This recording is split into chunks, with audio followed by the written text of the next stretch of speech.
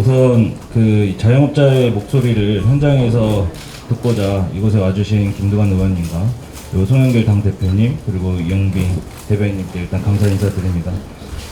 자영업자는 장사를 해야지만 먹고 살 수 있는 업을 가진 사람입니다. 그래서 그 기회마저 박탈을 당하고 코로나 방역을 위해 희생당한 이 차별당한 자영업자의 목소리를 오늘 직접 들어주십사 하고 이 자리에 모셨습니다. 정말 저희의 정말 절박한 이 목소리를 그냥 단순하게 듣는 것이 아니라 이 현안에 대해서 해결할 수 있는 그런 자리가 되기를 간절하게 바라봅니다. 감사합니다. 매우 바쁘실 텐데 우리 김기용 위원장을 비롯해서 우리 각 부분 대표님들께서 한자리 해주셔서 너무 감사드리고요. 저는 오늘 자리를 마련한 김두관 의원입니다. 알파, 베타에 이어서 람다 변이 바이러스까지 나타나는 등 코로나19 감염증이 쉽게 진정되지 않고 정부 방역에 대한 고충도 더욱 커지고 있습니다. 그리고 거기에 비례해서 자영업자들의 인내도 이제 한계 상황으로 치닫고 있습니다. 피부로 닿는 이 어려움에 어떤 말씀을 드려야 할지 오히려 저희가 난감한 심정입니다. 지난번에 비대위 관계자들과 한 차례 간담회를 진행했습니다만 여러분들이 간곡히 요청하셨던 만큼 오늘은 특별히 더불어민주당 송영길 대표님을 모시고 간담회를 가지게 되었습니다. 오늘 송 대표님께서 또 민주당이 각별한 관심을 가지고 자영업자들의 어려움에 응답하는 조치들을 마련할 것입니다. 그리고 지금 대선 경선 과정에 있는 저희 후보들도 단시간에 끝나지 않을 코로나 피해 회복을 위한 후속 작업에 지속적으로 관심을 가지고 대처하도록 하겠습니다. 오늘 특별히 송영길 대표님이 자리한 이곳에서 저는 두 가지 제안을 드리고자 합니다. 첫째는 지금 당정에서 숙고하여 준비하고 있지만 더욱 큰 규모의 손실보상이 필요하다는 요청입니다. 사업장별로 일률적인 금액이 아니라 독일처럼 개별 손실액을 기준으로 임대료와 인건비를 지원해 소상공인들이 사업장을 유지할 수 있도록 해야 합니다. 지난해 소상공인들의 대출 증가분만 40조 원입니다. 국가가 책임져야 할 영역을 깊게 고민할 때입니다. 두 번째는 지금까지 확진자 중심 방역에서 치명률 중심의 방역으로 방역 체계의 대전환을 검토할 시점이 다가오고 있다는 것입니다. 정부는 9월 말까지 백신 1차 접종률 70%로 목표를 하고 있습니다. 저는 11월 이후 2차 백신 접종률 70-80% 달성을 기점으로 방역 정책을 대전환하여 치명률을 낮추는 데 집중하자는 제안을 드립니다. 당연히 집단 면역 시점부터 집합 금지와 영업 제한을 중심으로 방역을 감당하는 시스템을 전면적으로 재검토할 필요가 있다는 말씀을 드립니다. 물론 방역 당국이 신중히 검토하여 결정할 문제이지만 자영업자의 일방적인 희생만을 강요하는 정책은 합리성도 없고 지속 가능성도 없습니다. 거기다 확진자 중심의 의료 방역이 한계에 달한 것도 물론입니다. 코로나19 국내 평균 치명률은 1.04%로 독감과 비슷한 수준입니다. 싱가포르처럼 이중증 환자와 사망자 수만 관리하는 체제로 변화를 당정이 함께 모셔가고 준비해 가야 할 시점이 아닌가 합니다. 송영길 대표님의 고심을 모르는 바 아니지만 이러한 위기 상황에서 숙고하여 검토하되 늦지 않게 결단하는 리더십을 보여주시길 특별히 부탁드립니다. 오늘 저희 제안을 시작으로 이에 대한 심도 있고 생산적인 논의가 이루어지길 기대합니다. 다시 한번 참석해 주신 송영길 대표님과 자영업자 비대위 관계자 여러분께 진심으로 감사드립니다. 고맙습니다. 감사합니다. 이렇게 귀한 자리 만들어주신 김두관 우리 민주당 대통령 예비 후보님께 감사를 드립니다. 이렇게 자영업자 대표님들 제가 별도로 이렇게 모셔서 기회를 가져야 되는데 또 이렇게 겸사겸사 이런 기회를 함께 하게 되었습니다. 여러분 아시다시피 저희 민주당은 지금 대통령 후보 경선 과정에 있습니다.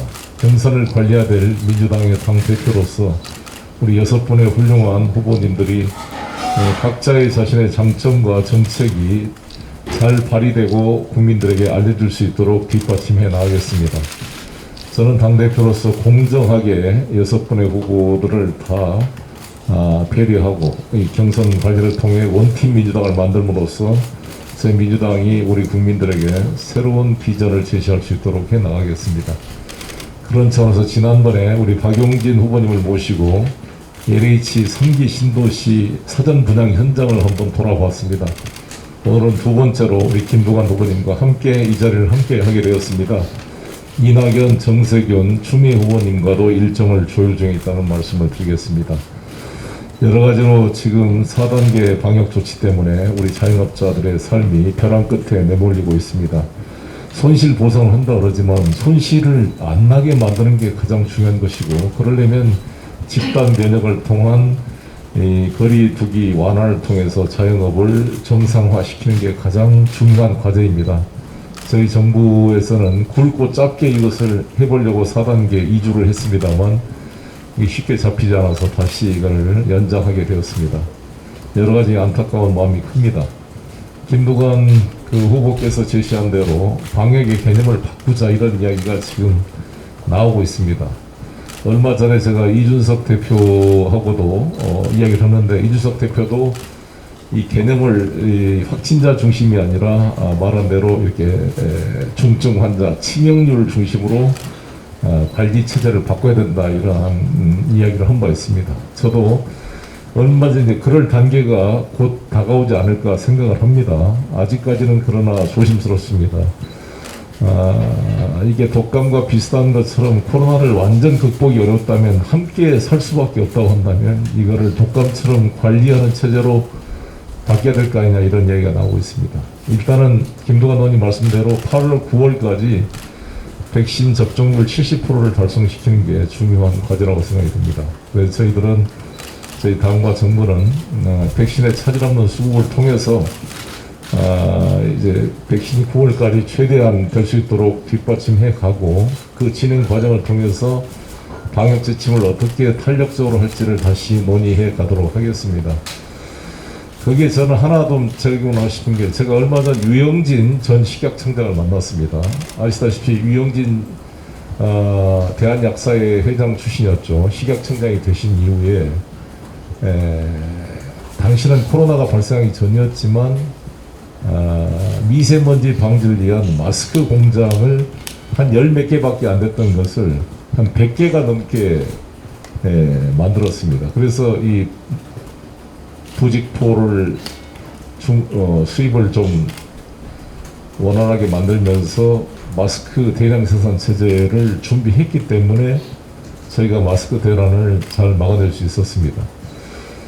근데 우리가 지금 지하철도 우리가 밀집한 지하철을 다 이용함에도 불구하고 이게 감염을 통제할 수 있는 것은 KF 이 마스크를 써야 되는데, 요즘에는 그냥 일반 KF 마스크가 아니라 일반 좀 마스크를 쓰게 되면 상당히 이 통제에 제한이 있다 그럽니다. 만약에 두 사람이 다 KF 마스크를 쓴다면 거의 감염률을 1% 이하로 줄일 수 있다 그러기 때문에, 자, 다음 저희 고위 당장 회의에서는 이 질병관리청과 이 KF 마스크 쓰기 운동을 해야 되지 않을까라는 얘기를 좀 제시해 보려고 합니다. 그래서 그러한 KF 마스크를 쓴 전제하에 사회적 거리두기를 좀 더 완화하는 방안, 뭐 이런 것도 한번 논의해 봐야 되지 않을까 생각합니다. 오늘 주신 말씀들을 잘 수용을 해서 지금 어려움을 겪고 있는 우리 자영업자들을 풀기 위한 문제를 논의할 텐데, 일단은 저희가 지난 추경 때 통과됐던 4조 2천억 규모의 희망회복자금은 8월 17일부터 1차 지급이 됩니다.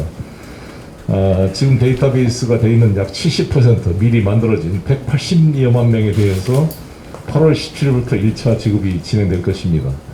나머지 30%는 좀 더 확인 체크가 필요해서 시간이 걸릴 텐데 8월 말 9월 초 가능한 추석 전에 해결할 수 있도록 노력할 것입니다. 그리고 88% 국민재난지원금도 추석 전에 지급될 수 있도록 지금 하고 있다는 말씀을 드리겠습니다. 이런 회복자금이나 구제와 더불어서 가장 자금난에 시달리는 소상공인들에 대한 대출 기한 연장이나 이자 감면 이런 문제 등에 대해서 여러 가지 오늘 말씀을 듣고 또 정부 측과 당정 협의를 통해 상의하겠다는 말씀을 드리겠습니다. 오늘 이렇게 자리해 주신 여러분께 감사를 드리고, 우리 김두관 후보님은 아시다시피 남해 군수 시골 이장에서부터 밑바닥에서부터 서민과 함께 해오셨고 훌륭하게 남해군을 또 운영 이끌어 주셨으며, 또 행안부 장관으로 이 전 국정을 체크하는 경험을 가지셨고, 또 경남 도지사로서 경남도를 이끌어 오신 정말 풍부한 행정 경험을 가지고 계신 분입니다. 또 국회에서 또 수도권과 또 양산 양쪽을 다 대표해서 하면서 이 자치분권 문제, 이 서울공화국 체제를 지방 분권 체제로 만들고자 하는 확고한 철학을 가지고 뛰고 계신 훌륭한 우리 당의 지도자입니다. 오늘 함께 하면서 좋은 여러분의 의견을 수렴하도록 하겠습니다. 감사합니다. 네, 안녕하세요. 전국 호프연합회 총무를 맡고 있는 공신입니다. 말씀대로 간결하게 3, 4분 이내로 말씀드리겠습니다. 일단 요약하면은 딱 두 가지로, 첫 번째, 저희 업종의 현실을 파악해달라는 것이고, 두 번째는 형평성 있는 방역 정책을 수립해달라는 것입니다. 제 경우 대학원 연구실 생활, 또 대기업에서 연구원 근무를 했고, 교육공무원, 또 현재 자영업 등으로 학계나 사기업, 공기업, 자영업까지 정말 특이한 이력을 갖고 있습니다. 이런 경험 속에서 알게 된 것은 자기 분야가 아니면 서로를 이해하기 어렵다는 것이고, 또 정책을 수립하는 분들 역시 그럴 것이라 당연하게 생각합니다. 그래서 먼저 저희 업종의 특성을 우선 말씀드리겠습니다. 저희는 일반 음식점이 맞습니다. 하지만 저희 호프나 이자카야, 포차, 와인바 등은 일반 음식점 중에서도 야간 음식점, 다들 아시는 것처럼 소위 2차집으로 불립니다. 즉 저녁 6시 전후에 개점을 해서 새벽까지 영업하는 형태고, 피크 영업시간은 오후 8시부터 자정까지입니다. 결국 현재 방역정책에서는 하루 24시간 중에 단 2시간 동안만 매출을 뽑고 있는 실정이고, 하루에 12분의 1밖에 되지 않는 상황이죠. 매출 혹은 수익이 반의 반토막이 나는 건 정말 자명한 사실입니다. 이러한 점을 먼저 이해해 주셨으면 너무 감사하겠습니다. 두 번째로, 형평성 있는 방역 정책을 부탁드립니다. 낮에 살아가시는 보통 사람들은 잘 모르겠지만, 대낮에 백화점이나 출퇴근 시간대 대중교통의 북적임은 저희 소상공인 인원 제한의 방역 잣대가 적용되지 않는 대표적인 사례라고 할 수 있습니다. 과연 현 방역 정책 안에서 자영업자의 방역 기준과 백화점, 대중교통 간의 간극이 과연 공평한 것인지, 또 같은 일반 음식점이지만 낮 12시간의 식당 영업과 야간 음식점업인 호프의 2시간 영업이 공평한 것인지, 그리고 코로나 바이러스는 낮에는 퇴근하고 밤에는 출근하는 것인지, 또한 대기업은 잠깐의 불편을 감수했지만 저희는 8개월이 넘는 시간을 감내하는 이유가 무엇인지를 고려해서 업종과 상황에 맞는 형평성 있는 방역 정책이 이제는 정말 필요할 때라고 생각합니다. 결론적으로 다시 말씀드리면은, 아까 말씀드린 것처럼 저희 업종에 대한 이해를 바탕으로 조금만 더 배려하여 정책을 수립해 주셨으면 합니다. 절대적인 시간이 아닌 상대적인 시간, 즉 개점하고 있는 시간을 고려하거나 최소한 피크 시간을 보장해 줘야 한다고 합니다. 또한 개점 시간 중에 인원 제한 역시 4단계죠. 안전한 자율 방역 협조로 이루어내야 할 것입니다. 그리고 지금까지 방역에 협조한 야간 음식점에는 헌법에 보장되어 있는 것처럼 기본권을 제한한 만큼 올바른 손실 보상 역시 이루어져야 할 것입니다. 끝으로 올해 초에 소박한 꿈이 있었습니다. 저는 이제 아직 혼자서 게임 좋아하는 대한민국의 싱글 남성입니다. 10년간 누워왔던 싱글 침대 퀸 사이즈로 바꾸고 10년 동안 썼던 PC 최신 기종으로 바꾸고 싶었어요. 8개월 영업 제한이 되면서 정말 퀸 침대랑 최신 PC를 사고 싶은 그런 소박한 꿈이 사라졌습니다. 이게 어려운 꿈일까요? 수만 명이 종사하는 저희 업종, 수만 명이죠. 업종의 특성을 먼저 이해해 주시고 말씀드린 대안처럼 형평성 있는 정책을 수립해 주시기를 정말 간절히 부탁드리겠습니다. 네, 감사합니다. 안녕하십니까. 전국 호프연합회 대표를 맡고 있는 이창호입니다. 직장인들은 회사를 그만두면 수입이 제로에서 시작합니다. 하지만 자영업자들은 매장이 멈추면 임대료, 인건비 등 각종 고정 비용들이 수백에서 많게는 수천만 원 마이너스로 시작하게 됩니다. 거기에 더해 건보료 폭탄, 그리고 부가세 납부 등 영수증들도 날라오게 됩니다. 서울, 경기, 인천 지역은 작년 11월 23일부터 영업시간 제한을 하고 있습니다. 자영업자들이 얼마나 순수하냐면 죽을 것 같고 힘들어도 정부가 하라고 하면 그대로 따르고 있습니다. 자영업을 하기 위해 평생 모아온 보증금을 까먹으면서 버티고 있습니다. 대한민국에는 보증금 제도가 있습니다. 정부가 지원하는 것이 아니라 사유재산입니다. 임대료 1년치가 보증금입니다. 지난 기간 영업시간 제한을 합하면 10개월 정도가 됩니다. 그럼 이제 보증금도 더 이상 버틸 수 없다라는 이야기입니다. 자영업을 모두 문 닫게 하는 정책이 아니라면 이제는 자영업을 희생을 버티는 거리두기 방역 정책은 멈춰야 된다고 생각합니다. 지금은 자영업자들이지만 곧 그 빈 상가는 대한민국 부의 한 축인 건물주들에게 돌아갈 것입니다. 그리고 내수경제 침체로 돌아가겠죠. 자영업자들은 대한민국 경제의 실필줄이라고 생각합니다. 계속 숨쉬고 돌아야 내수경제도 돌아간다고 생각합니다. 자영업자들이 마지막 희망을 놓지 않도록 거리두기 방식이 바뀌고 영업시간만큼은 이제 건들지 않아줬으면 좋겠습니다. 시간 제한으로 지금까지 숫자가 줄지 않았습니다. 오히려 확진자 숫자는 더블링 되고 있고 영업을 할 수 있는 환경을 만들어 주시기 바랍니다. 또한 아까 호프업종에 대해서 이야기했지만 2차, 3차 전역업종은 실질적인 집합금지와도 같습니다.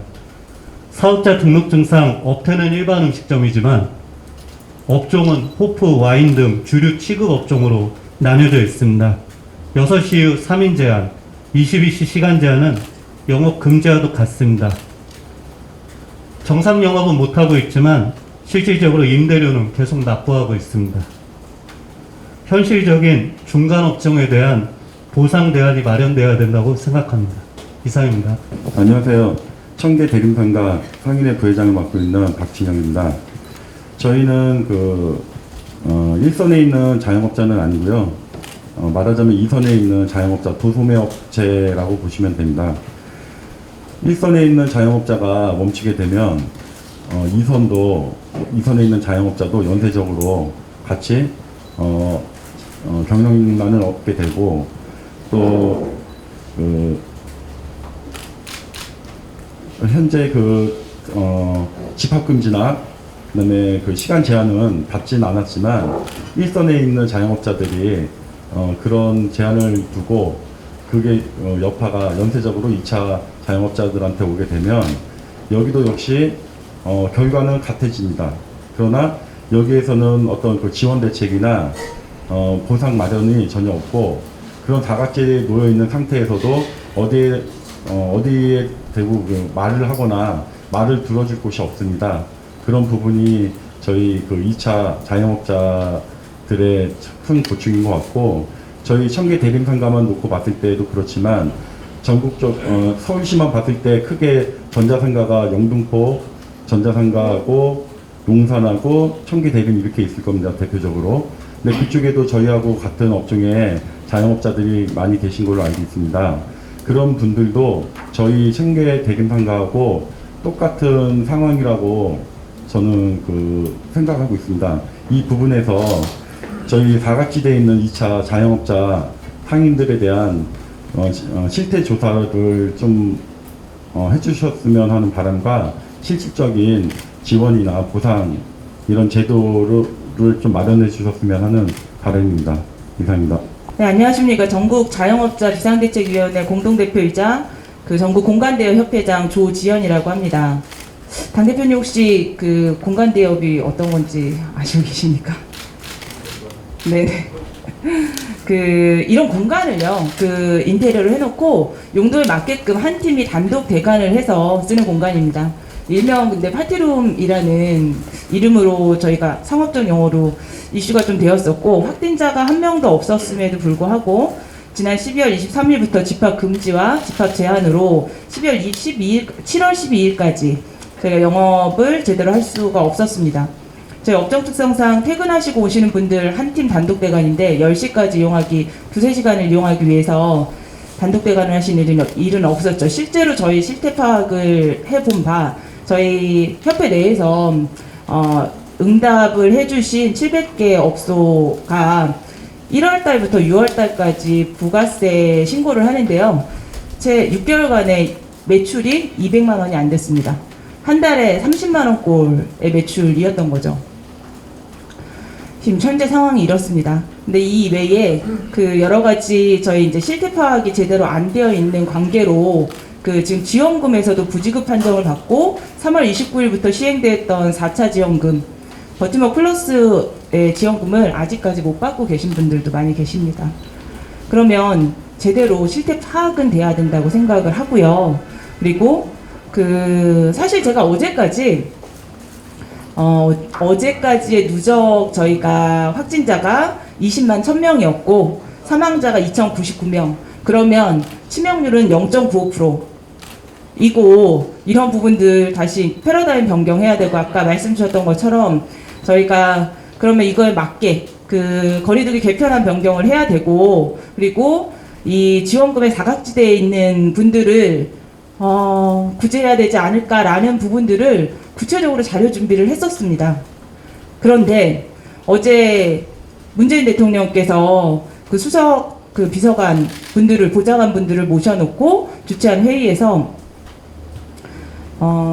K방역이 이렇게 지금 성공적으로 1%대 치명률로 유지를 하고 있음을 치하하시면서 이외에 일부 희생한 일부 집단들에 대한 발언이나 이것들을 어떻게 고쳐나가고 문제를 풀어나가야 되는 지에 대한 발언은 전혀 없음을 보고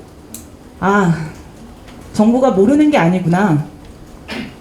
이건 의지에 대한 문제구나. 라고 생각을 했습니다. 저희 아버지는 70년대 나라가 어려웠을 때 사우디아라비아에 가셔서 3년 동안 건설 노동으로 외화를 벌어오셨습니다.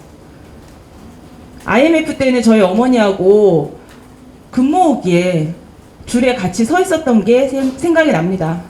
2002년 월드컵에는 광화문 대로변에 앉아서 붉은 악마 티를 입고 대한민국을 외치면서 너무나도 우리나라가 자랑스러웠습니다. 근데 저는 제 딸에게 대한민국을 사랑하라고 가르치지 못할 것 같습니다. 사람이 교통사고가 나서 거리에 누워있으면요, 일단 뼈가 부러졌는지 살이 찢어졌는지 피가 어디서 나는지 먼저 살펴봐야 되는 거 아닙니까? 돈이 없더라도 병원은 보내주셔야죠. 의사의 진료는 받아야 되는 겁니다.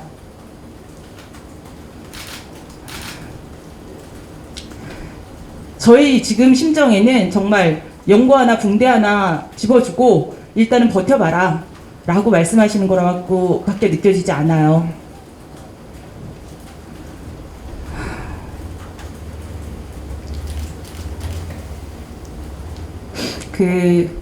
당대표님도 일남일녀 에스라의 자녀분이 계신 것으로 알고 있습니다. 부모님의 마음을 누구나 보다 잘 아실 텐데요. 부모는 내가 못 먹고 못 입는 거는 참을 수 있어요. 근데 내 자식이 학원을 못 가고 그리고 먹고 싶은 걸 못 사주면 도둑질이라도 합니다. 지금 많은 자영업자들이 이제 불법 영업을 강행하고 있고요. 범법자의 길을 가고 있습니다. 이제 더 이상 저희 갈 데가 없고요. 이 부분은 나라에서 이제는 돌봐주셔야 된다고 생각합니다. 정말 의지를 갖고 저희 입장을 생각해 주시고 이제는 방법을 마련해 주시기 바랍니다. 감사합니다. 아까 우리 김두관 의원님께서 그 치명률 중심의 방역 대책의 전환에 대해서 말씀해 주셨고요. 그 부분을 좀 더 구체적으로 말씀을 드리면 저희 그 치명률 중심이라 하면 지금 이제 독감이 대략 치명률이 0.1%가 좀 넘고 있습니다. 근데 지금 코로나19로 인한 치명률은 저번 달 기준으로 0.24%까지 떨어졌고요. 그 얘기는 곧 이제 거의 독감과 같은 지금 사망률을 기록하고 있다 이렇게 말씀을 드릴 수 있습니다. 지금 바이러스는 변이 바이러스, 이제 코로나19는 변이 바이러스로 인해서 계속 이제 출현을 할 거고요. 지금 코로나 그 확진 검사가 많을수록 코로나 확진자 수는 많을 수밖에 없는 게 결국 이제 현실이다, 이렇게 지금 이미 나타나고 있지 않습니까? 그렇기 때문에 저희가 치명률 중심으로 그 거리두기를 새롭게 개편하자, 이 얘기는 지금 현재 거리두기는 작년 3월에 세워진 코로나 확진자 수에 비례해서 그 1, 2, 3, 4단계, 작년에 5단계였죠. 그래서 지금 4단계로 개편된 건데, 작년 3월에 세워진 거리두기 방역수칙에서 단순히 단순 업데이트에 불과한 것이고요. 저희가 요구하는 것은 치명률 중심으로 방역수칙을 전환하자. 이미 1년 6개월이 지났습니다. 그렇다면은 그 질병관리청에도 지금 빅데이터가 쌓여있을 텐데, 지금 업종별 코로나19 확진율에 대한 분석 통계도 전혀 없고요.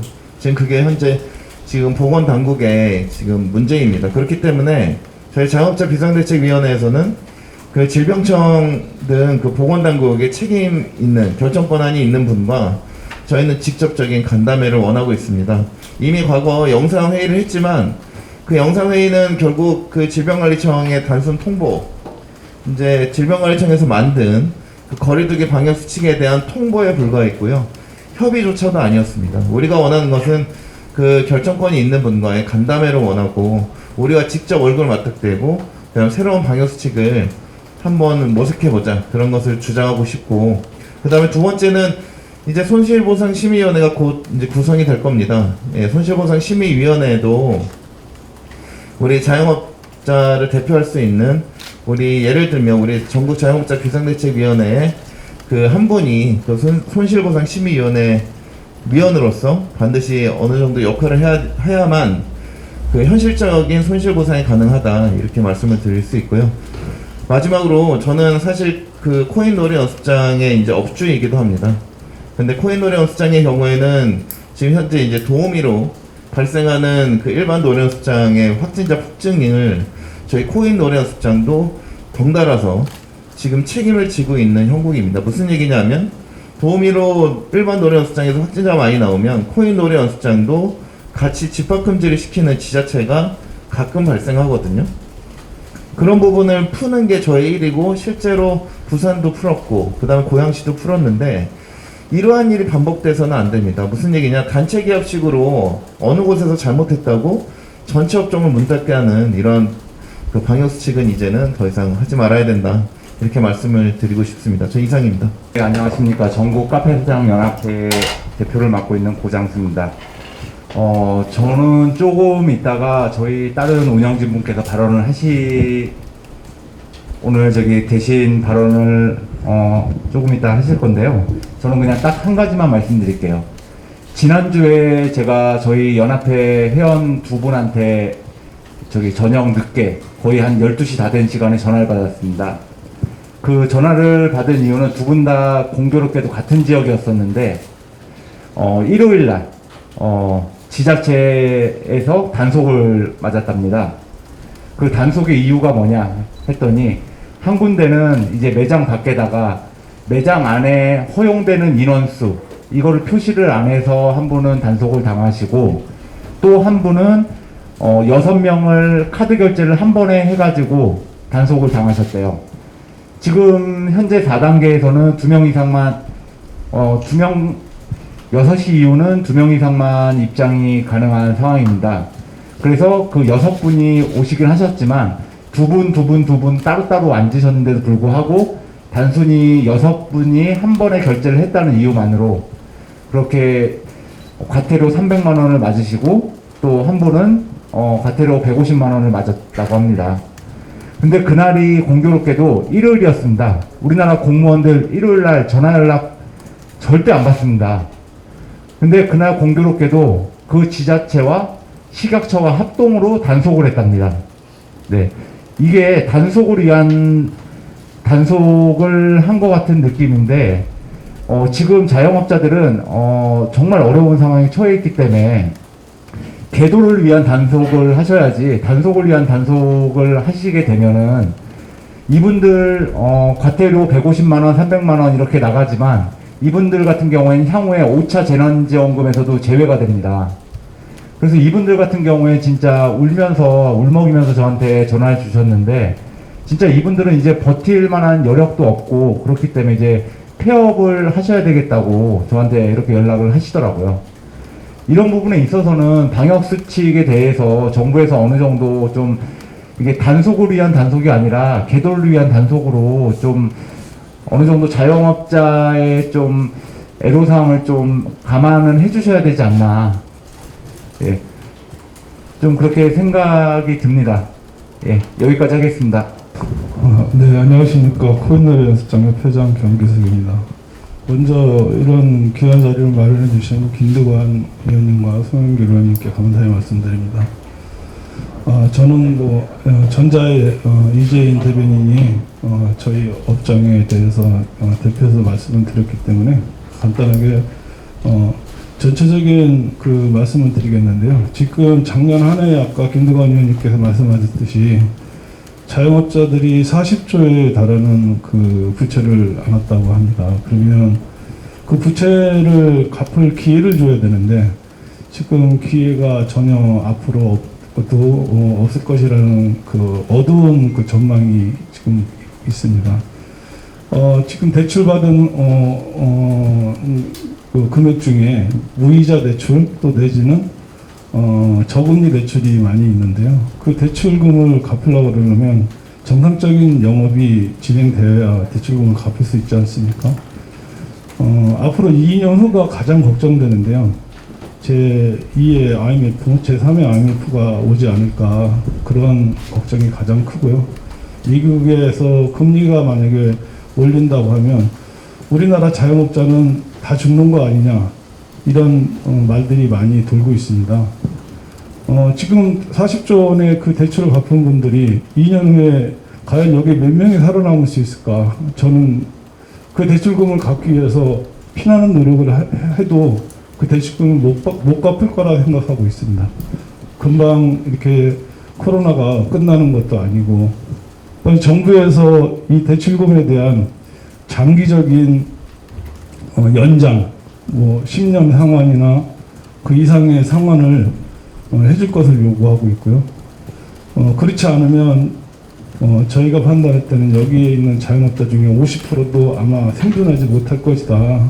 이게 저희의 간절한 생각입니다. 그래서 대출금을 장기간 그 연장해 줄 것을 강력하게 좀 이렇게 바라고 있습니다. 네, 이상입니다. 존경하는 김두관 대선 후보님과 송영길 대표님 만나뵙게 돼서 영광입니다. 저는 어렸을 때부터 민주당을 너무나 지지했기 때문에 팬으로서 만난 듯한 느낌이 들어서 너무 반가웠고요. 저는 전국 카페 사장연합회 고문을 맡고 있는 박인호입니다. 먼저 재난지원금에 대한 말씀을 드리겠습니다. 현재 미지급 대상인 간이가세자 재난금에 대한 요구를 말씀드리겠습니다. 간이가세자라서 분기별, 반기별 자료가 없다는 이유로 재난지원금 지급 대상에서 제외된다는 건 정말 억울합니다. 저희가 부가세나 종합소득세 신고할 때는 국세청에서 1원 단위까지도 정확하게 계산해서 받아가는 것과 너무나도 대조적이라고 할 수 있습니다. 이는 공무원들의 의지가 있다면 시간이 좀 걸리긴 하겠지만 충분히 분리할 수 있다고 생각합니다. 일반 과세자보다 매출이 적고 힘들기 때문에 간이 가세자가 된 것인데 재난지원금 지급 대상에서 제외된다는 건 진짜 간이 가세자 소상공인을 죽음으로 내모는 정책이 아닌가 생각됩니다. 두 번째로 정부의 소상공인 대출 거치기간 및 원금 상환 기간에 대한 말씀을 드리겠습니다.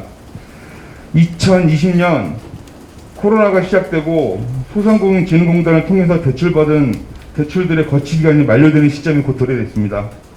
저희가 대출을 받을 때는 1년이면 코로나가 종식된다는 믿음이 있었고 1년을 기준으로 대출을 받았지만 현재 상황으로는 코로나가 언제 종식된다는 기약이 없는 상황입니다.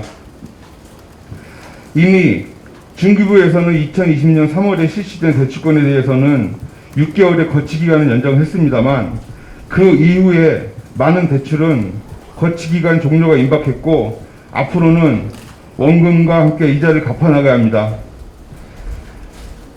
대출이라는 건 대출을 받은 자영업자가 갚아야 할 빚입니다. 지금 당장 거치 기간이 종료되어 원금과 이자를 갚아 나갈 처지에 놓인 자영업자들은 개인 파산이나 개인 회생을 신청해야 할 지경에 이르렀습니다. 정부나 여당에서는 이런 자영업자들의 상황을 감안하여 거치기간 연장이나 원금 상환 기간을 늘려주셨으면 하는 간절한 바람입니다. 마지막 세 번째는 재난지원금 수수료로 이득을 취한 카드사와 막대한 영업이익을 기록한 은행권의 무이자 또는 저금리 대출 상품을 요구합니다. 먼저 카드사의 경우 코로나로 인해 가장 특수를 누린 집단입니다.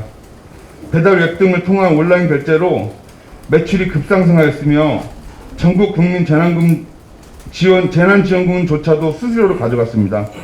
또한 하루하루 버티기 힘든 자영업자들을 대상으로 한 고금리 카드론 대출로 막대한 영업이익을 기록하였습니다. 2019년 대비 20년도의 영업이익은 25% 정도 상승하였으며 20년도 대비 21년도 영업이익은 40%까지 상승하고 있습니다. 또한 은행권의 영업이익도 하늘을 찌르고 있습니다. 2021년 신한은행과 국민은행의 영업순이익은 각각 2조 4천억 원에 육박하며 하나은행과 우리은행 역시 영업순이익은 각각 1조 5천억 원에 이르고 있습니다. 은행은 이 실적을 바탕으로 분기별 배당이다, 반기별 배당이다, 코로나와 전혀 상관없다는 듯 자신들만의 파티를 벌이고 있습니다. 1998년 IMF 당시 저희 국민들은 금모으기 운동 등을 통해서 공적 자금을 투입하여 부실한 은행들을 살려줬습니다. 개구리가 올챙이적 생각 못한다는 말처럼 코로나19로 어려운 시기에 은행권은 자신들만의 파티가 아닌 같이 희생하고 양보하는 자세를 보여야 하는 게 아닌가 생각됩니다. 저희 자영업자들에게 은행이란 문턱은 너무나도 높습니다. 시중 5대 은행의 코로나 관련 대출은 총 10개도 되지 않으며 이마저도 신용도가 낮으면 받을 수조차도 없습니다. 코로나로 인하여 자영업자들 대부분은 신용도가 바닥으로 하락하였습니다. 은행권은 IMF 때의 기억을 떠올리며 이제는 자영업자들에게 그때의 빚을 갚아야 할 시점이 아닌가 생각됩니다. 이상입니다. 소진공 대출이나 이런 쪽에 보면은 한도 금액이 있습니다. 보통 자영업자들이 한 5천에서 7천 정도. 근데 사실 코로나 기간이 이제 오랫동안 코로나 기간이다 보니까 그 한도를 대부분 다 사용을 했습니다. 그래갖고 정부에서 소진공이라든지 소상공인 대출을 뭐 1,000만 원, 2,000만 원 이렇게 아무리 정책을 펼쳐도 받을 수 있는 사람이 없는 겁니다. 이미 다 한도까지 다 풀로 차 있거든요. 그러면 향후에 소상공인들이 조금이라도 버틸 수 있게 그런 부분에 대한 한도 증액이라든지 이런 정책이 저는 필요하다고 봅니다. 이상입니다. 재난지원금에 대해서는 제가 이제 여러 업종 대표자님들의 자료를 취합을 했고 그 취합해서 정리를 한 입장에서 기존의 4차 재난지원금의 이제 문제점은 말씀을 좀 드려야 될 것 같아서요. 그 기존의 4차 재난지원금의 문제점은 예를 들어서 2019년 12월에 오픈한 매장은 이제 10만 원 정도 예를 들어서 벌었다. 이렇게 됐는데 2020년에 집합금지 집합 제한을 아무리 당해도 10만 원은 넘었단 말이죠. 그러다 보니 4차 재난지원금의 대상이 될 수 없었습니다. 2019년보다 2020년 매출이 높으면 4차 재난지원금의 지급 대상이 되지 못했고요. 그러한 사례들은 상당히 비일비재했습니다. 그래서 이제 간단한 예는 그런 예부터 해서 또한 저희가 이제 부가세를 자영업자들이 부가세 신고할 때는 업종별로 그 전부 매출액을 합산해서 부가세 신고를 하고 저희가 이제 세금을 납부를 하는데요. 어째서 재난지원금의 경우에는 그 2개 업종을 갖고 있으면은 그 이제 예를 들어서 부가세는 부가세대로 저희가 업종별로 세금을 납부함에도 불구하고 재난지원금을 지급받을 때는 이게 왜 갑자기 재난지원금은 이렇게 줄어드는지 그것을 저희가 기본적으로 이해를 하기가 상당히 어렵습니다. 그렇기 때문에 이제 재난지원금이 곧 이제 지급이 될 텐데요. 아까 말씀하신 대로 아마 이제 예, 그 이번 8월 17일 이후에 지급되는 희망 회복 자금의 경우에는 그 4차 재난지원금의 이러한 여러 가지 문제점들이 없었으면 하는 게 저희의 자영업자들 단체의 바람입니다. 이상입니다. 많은 이제 대표님들이 자영업자들이 무엇 때문에 이렇게 하게 됐는지 또 자영업자들이 왜 이 자리에 나오게 됐는지에 대해서 충분히 설명을 해주신 것 같습니다. 그래서 저는 두 분께 그 현장이 지금 목소리를 조금 알려드리고 싶습니다. 전 가슴 아픈 일인데 저희 PC방 최근에 사장님 한 분이 자살을 하셨습니다.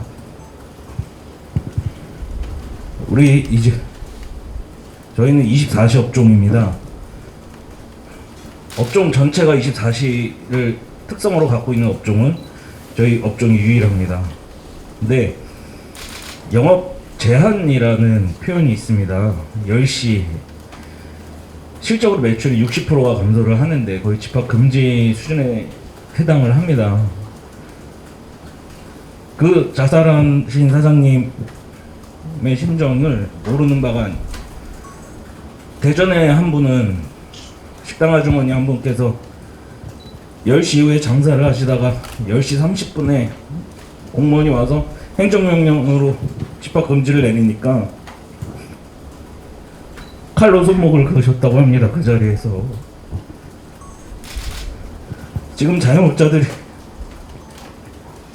언론에 보도가 되지 않아서 그렇지 정말 생을 포기하시는 사장님들이 정말 많이 늘어나고 있습니다.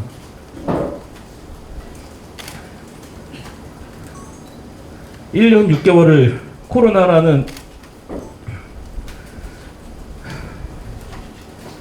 너무너무 위험한 병이고 치사율이 높아서 국민이 걸리면 다 죽는 것 같은 그런 병으로 인식을 하고 1년을 넘게 예방을 해왔습니다.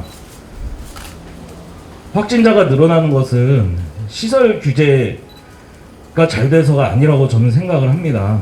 그동안 국민들이 아까 송영길 당대표께서 말씀하신 대로 마스크를 정말 착용을 잘하고 정말 외국의 어떠한 나라들보다 마스크 착용 정말 잘하지 않습니까? 개인이 방역을 철저하게 지킬 때 그것이 예방되어진다고 지금 나온 결과가 그것이라고 보여집니다. 지하철이나 버스에서는 확진자가 제로입니다. 더 많이 밀집되어 있고 더 많은 사람들이 이동을 하는 시간에도 확진자가 나오질 않았습니다. 그 이유가 무엇일까요? 거기가 가장 안전한 시설이어서 확진자가 안 나왔을까요? 아닙니다. 대형 마트, 카페, PC방, 코인 노래방, 왜 이런 곳에서는 확진자가 나옵니까? 지금은 더 이상 시설 규제라는 이 방역 패러다임을 빠르게 전환해야 되는 시기라고 보여지고요.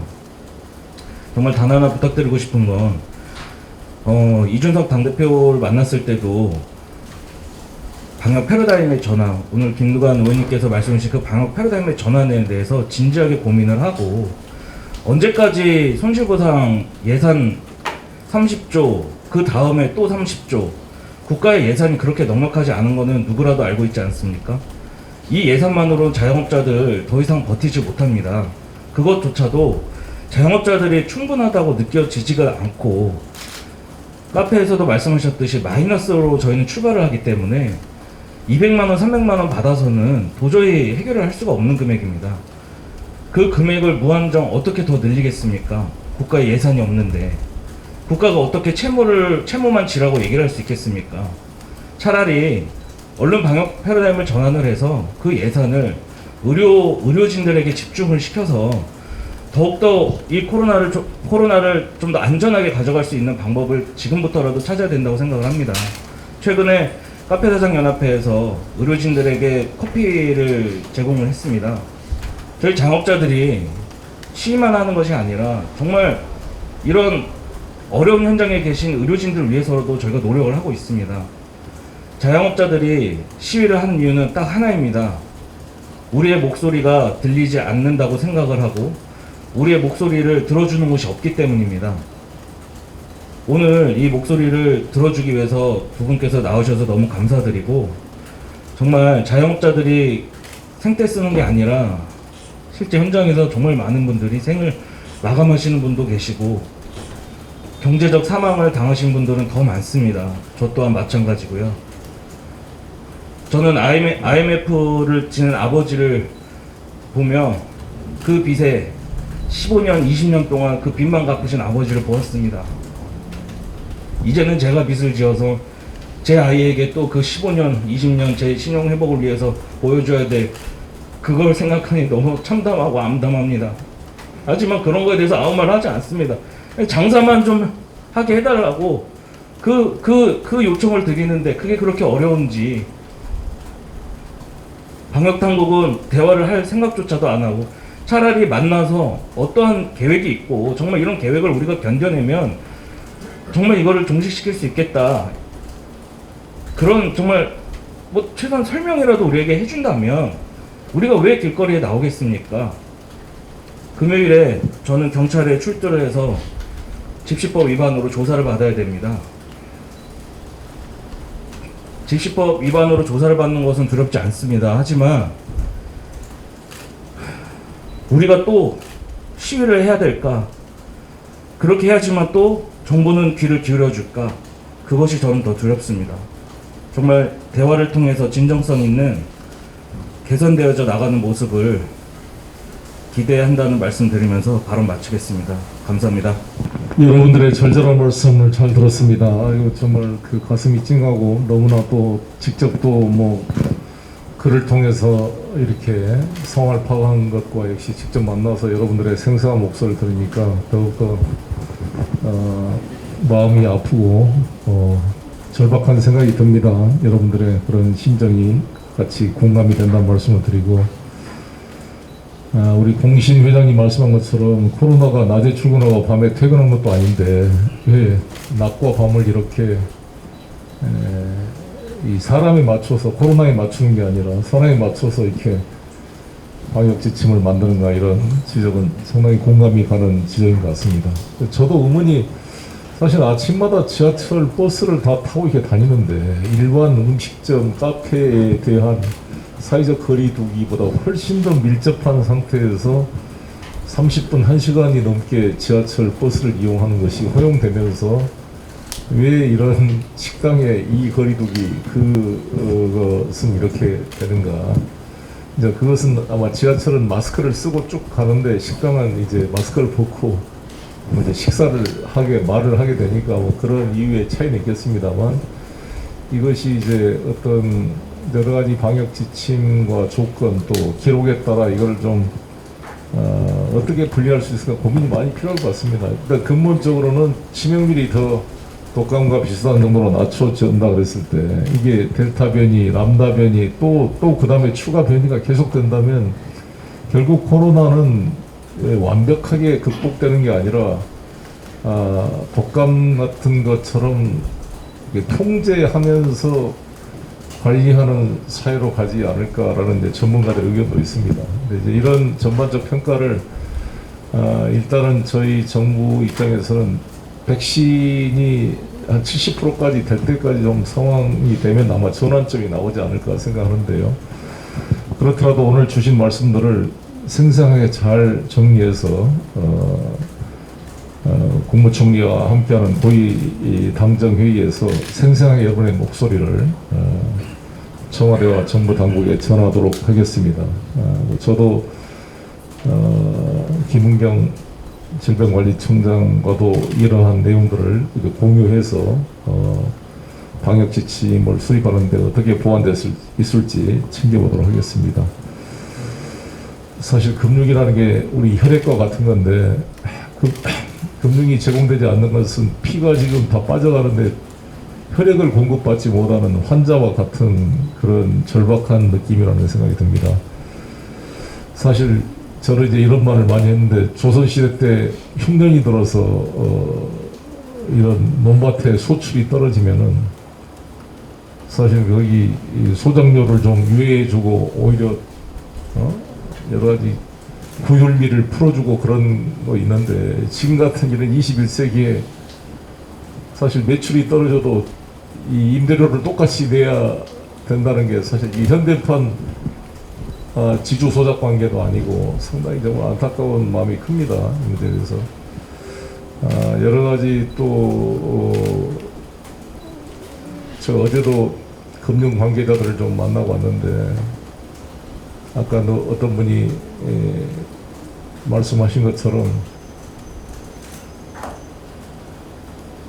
이 요즘에 경기석 회장님 말씀하셨나요? 요즘에 은행들이 엄청난 수익을 올리고 있습니다. 사실.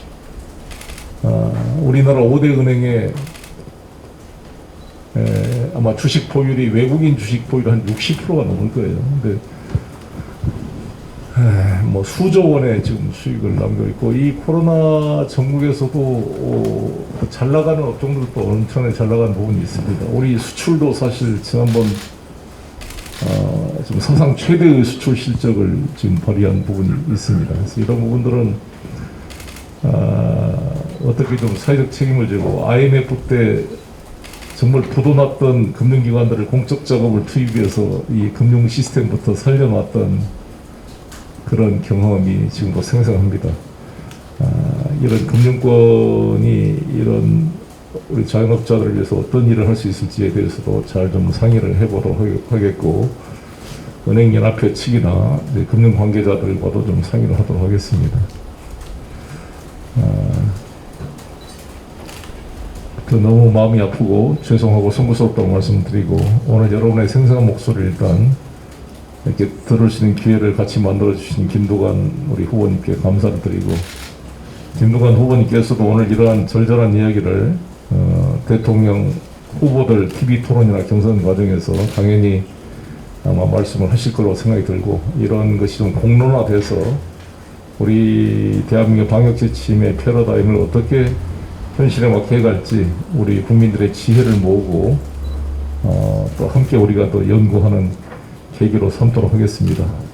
이 주어진 오늘 주신 말씀 하나하나 소중하게 놓치지 않고 우리 정부 당국과 이것을 여러분의 생생한 목소리를 가감없이 좀 전달하도록 제가 중간 역할을 열심히 하겠습니다.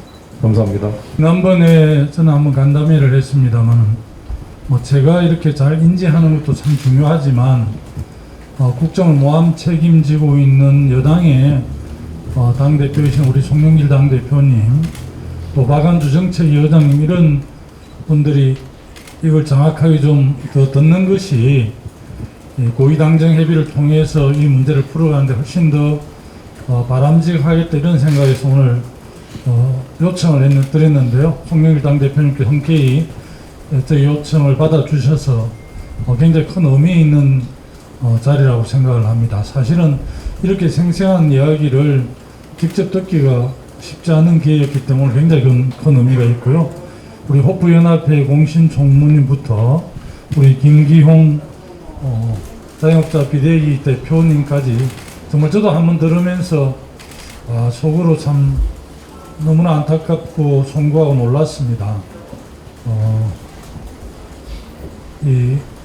지금까지 1년 6개월 동안 집합 금지, 거리두기 이런 것 때문에 엄청난 피해를 이제 소상공인 자영업자들이 감당하기에는 너무 더 이상 버틸 수가 없고요.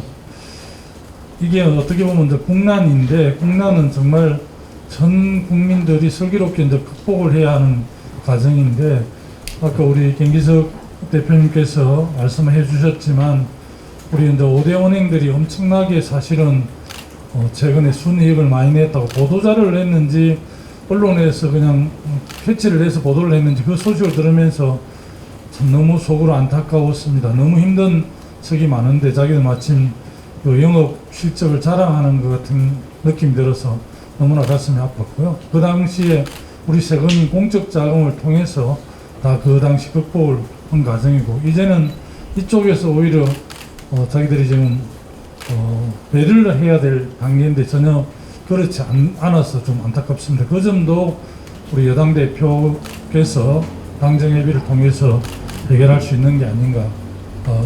아무래도 제가 지난번 토론에 충분한 시간이 없어서 말씀드릴 수 없었지만 사실은 우리 자영업자들 중에서 어려운 분들이 폐업을 하고 싶어도 이 대출 이런 걸 다 이렇게 상환을 해야 되기 때문에 현실적으로 영업도 안 되고 임대료는 계속 나가고 인건비는 나가고 상환할 능력이 없지 않습니까? 그래서 얼마 계좌 묶기식으로 지금 영업이 되지 않는 사업장을 운영하는데 오히려 자영업자들이 폐업할 수 있는 기회를 오히려 도와드려야 되지 않는가 싶고요.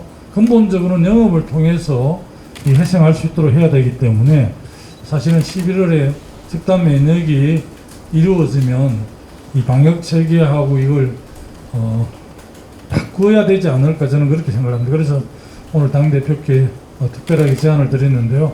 아마 고위당정회의나 질병관리청장, 보건당국하고 우리 송영길 대표님께서 긴밀하게 협의할 것으로 저는 그렇게 생각이 됩니다. 여하튼 오늘 귀한 시간 내주시고 또 현장의 목소리를 가감없이 전달해 주셔서 저희 당에서 주요 정책을 수립하는 데 크게 도움이 된 것 같습니다. 저도 우리 당의 대선 후보로서 토론회라든지 또 간담회 때 다른 후보들에게도 오늘 이 상황들을 적극적으로 보고드리고 인원드리고 그렇게 하겠습니다. 다시 한번 진심으로 고맙습니다. 그래도 좀 용기 갖고 힘내시고요. 저희들도 함께 하겠습니다. 고맙습니다.